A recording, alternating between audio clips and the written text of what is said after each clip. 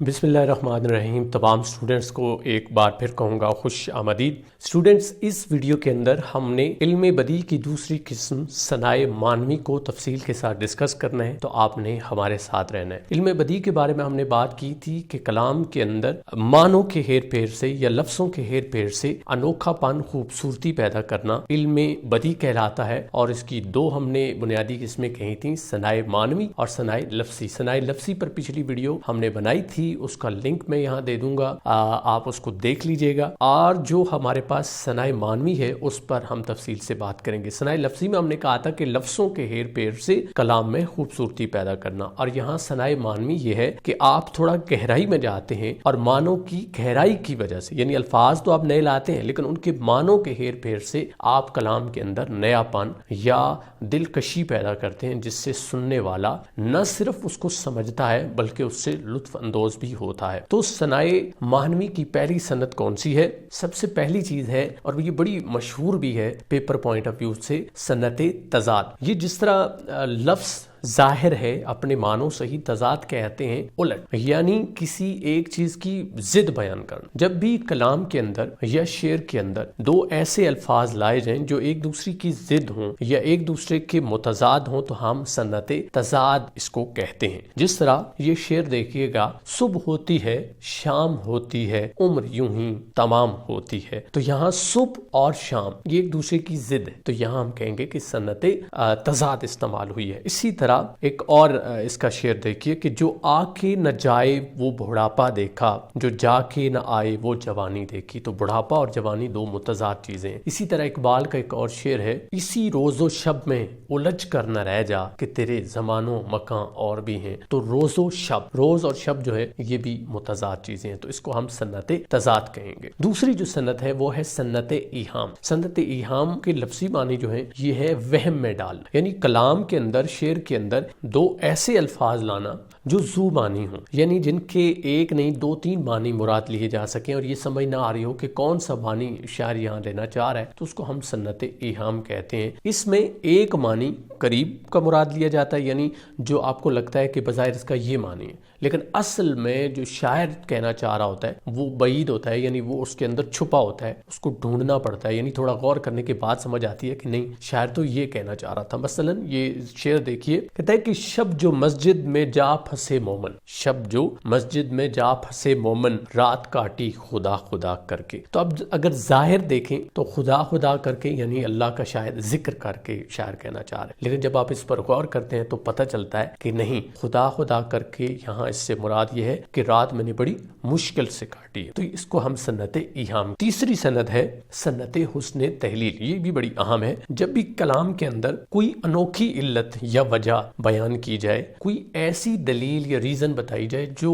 ویسے بظاہر ممکن نہیں ہوتی، تو اس کو ہم صنعت حسن تحلیل کہتے ہیں، چونکہ ہم اس کی نئی وجہ بیان کر کے اس کلام کے اندر ایک حسن اور خوبصورتی پیدا کر دیتے ہیں۔ اکثر شعراء حضرات جنہوں نے مرثیہ لکھا ہے، خاص طور پہ واقع کربلا، تو واقع کربلا میں صبح کا منظر آپ دیکھ لیں یا ویسے جب وہ بیان کرتے ہیں تو اس میں حسن تحلیل بہت زیادہ استعمال ہوئی ہے۔ جس طرح یہ شعر دیکھیے گا، کہتا ہے کہ پیاسی جو تھی سپاہ خدا تین رات کی، ساحل سے سر پٹکتی تھیں موجیں فرات کی، تو جو موجیں تھیں نا یا فرات کی جو لہریں تھیں وہ تو ہوا کی وجہ سے ٹکرا رہی تھیں، مگر شاعر اس کو کچھ اور معنوں میں لے رہا ہے۔ اسی طرح ایک اور شعر ہے کہ بے سبب زلزلہ عالم میں نہیں آتا، کوئی بے تاب تہ خاک تڑپتا ہوگا۔ تو اب دیکھیں، اب زلزلہ آنے کی تو ایک مکمل الگ وجہ ہے، سائنٹیفک نالج ہمارے پاس موجود ہے، مگر یہاں شاعر کسی کے دکھ درد کو لے کے جو وہ زمین کے تہ کے نیچے چلا گیا، یعنی قبر میں کوئی شخص چلا گیا ہے، اس کے ساتھ بڑا ظلم اور زیادتی ہوئی ہے تو وہ تڑپ رہا ہے، اس وجہ سے زلزلے آ رہے ہیں۔ شاعر کا ایک اپنا کلام ہے اور وہ اس میں حسن پیدا کر رہا ہے، حسن تحلیل کی مدد سے، یعنی ایک نئی اور انوکھی وجہ بیان کر کے۔ نیکسٹ ہے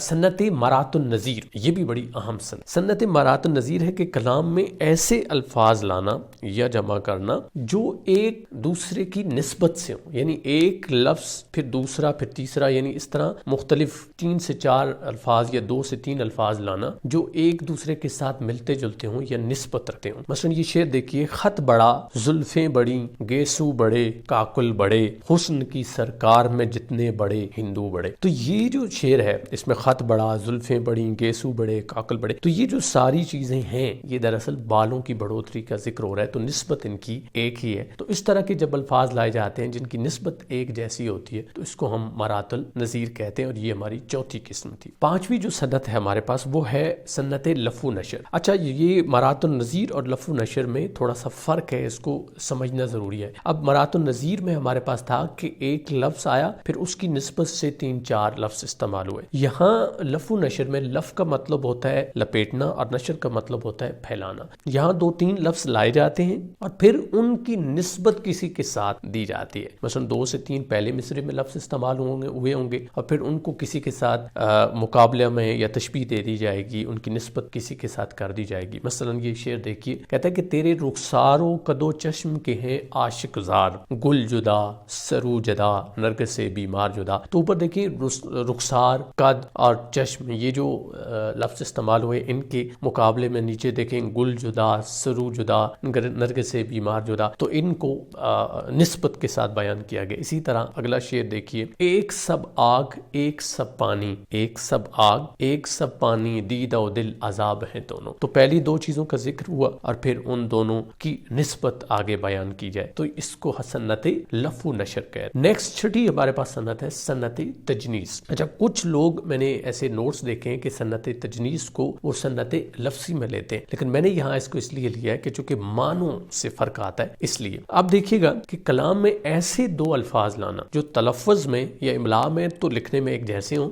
مگر معنوں کے لحاظ سے الگ. اب اگر دیکھیں معنوں کے حساب سے دیکھیں تو اس کو صنعت مانوی میں لے لیں، صنع مانوی میں لے لیں، اور اگر لفظ کے لحاظ سے دیکھیں چونکہ لفظوں کا بھی ہیر پھیر ہے پھر آپ اس کو صنعت یا صنع لفظی میں لے لیں. بہرحال اس کو سمجھنا ضروری. کیا مطلب ہے اس کا؟ ایک شعر دیکھیے، قاتل نے لگایا نہ میرے زخم پہ مرہم، قاتل نے لگایا نہ میرے زخم پہ مرہم، حسرت یہ رہی جی کے جی میں گئے مرہم. اب دیکھیں پہلے میں اور دوسرے مصرے میں اگر بظاہر دیکھیں تو دونوں لفظ ایک جیسے لکھے ہوئے ہیں، ایک جیسے بولے گئے، مگر مرہم سے مراد جو آپ زخم کے اوپر دوا لگاتے ہیں وہ ہے، لیکن مرہم یعنی ہم مر گئے اس سے مراد. تو یہ دونوں لفظ دیکھنے میں تو ایک جیسے ہیں لیکن معنوں میں الگ الگ. ایک اور شعر دیکھتے ہیں، تم رات کو نہ آئے جو اپنے قرار پر، تم رات کو نہ آئے جو اپنے قرار پر، یہ ظلم تم نے کیا کیا اس بے قرار پر. تو پہلے مصرے میں جو قرار ہے وہ وعدوں کے معنی میں اور دوسرے میں بے قرار سے مراد بے چینی ہے. تو یہاں بھی معنوں کے ہیر پھیر سے دیکھیے لفظ ایک جیسے ہیں مگر اس کو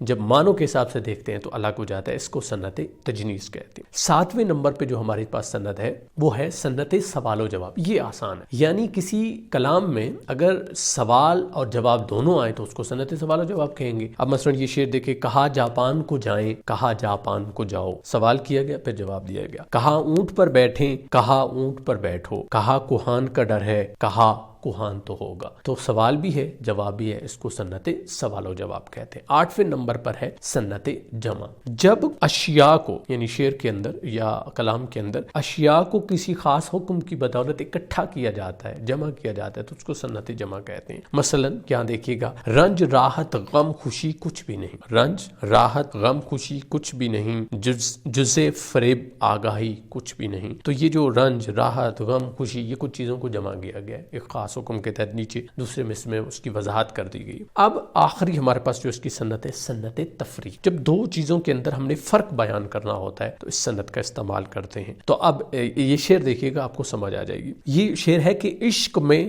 نسبت نہیں بلبل کو پروانے کے ساتھ، عشق میں نسبت نہیں بلبل کو پروانے کے ساتھ، وصل میں یہ جان دے وہ ہجر میں جیتی رہے. تو دیکھیں دونوں کی جو محبت ہے یا عشق ہے اس کے فرق کو بیان کر دیا ہے دوسرے مصرے میں. ایک مصرے میں ان کی عشق کی داستان بیان کی اور دوسرے میں فرق بیان کر دیا. تو اس کو صنعت تفریق کہتے ہیں. تو سٹوڈنٹس ہم نے صنع مانوی کی 9 صنعتیں دیکھی ہیں. اس کے علاوہ بھی صنعتیں ہیں مگر جو اہم تھیں پیپر کے حوالے سے، خاص طور پر جو فیڈرل بورڈ کا آپ کا اردو کا پیپر ہوتا ہے، آپ اس کو فرسٹ ایئر کا کہیں سیکنڈ ایئر میں کہیں، یہ صنعتیں پوچھی جاتی ہیں. عموماً یہ ہوتا ہے کہ آپ کو شعر دیا جاتا ہے اور اس کے اندر پہچان کرنا ہوتی ہے یا پھر آپ کا سوال آ جاتا ہے تو پھر آپ نے اس میں اس سند کو ایکسپلین کرنا ہوتا ہے. تو آپ نے ان کو سمجھنا ہے. اگر آپ نے انڈرسٹینڈ کر لیا تو یہ فرق نہیں پڑتا کہ ثنائے لفظی کیا ہے اور ثنائے معنوی کیا ہے، چونکہ یہ نہیں پوچھا جاتا، ڈائریکٹ سند کے بارے میں پوچھا جاتا ہے. تو امید ہے